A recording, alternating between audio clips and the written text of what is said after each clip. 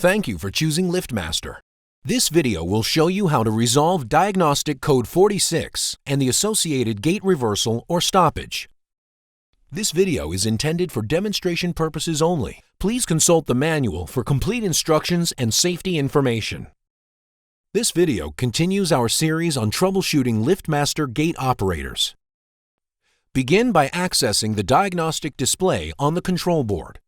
Diagnostic Code 46 indicates that the battery in the transmitter for wireless edge model LMW-ETXU is low.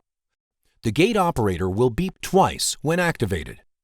The LMW-ETXU uses lithium AA batteries with a 2-year life expectancy. When battery voltage becomes critically low, AC operators will automatically either fail safe by moving the gate to the open position or fail secure by latching the gate in the closed position. The response corresponds to the setting of the exit fail switch on the expansion board. DC operators will either open or close based on the setting of the BAT fail and AC fail switches. After this, the operator will not run at all and the gate will not move.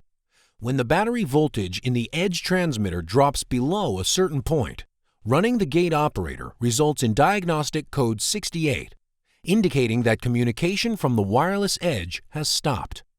The gate will stop after moving a few feet, and the operator will not run again until the condition is corrected.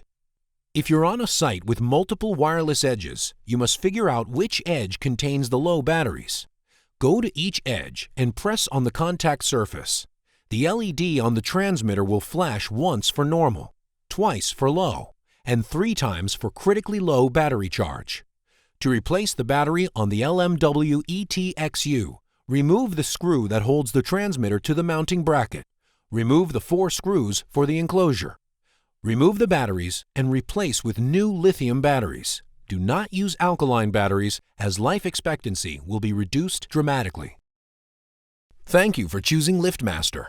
Visit liftmaster.com or the dealer extranet for more helpful information.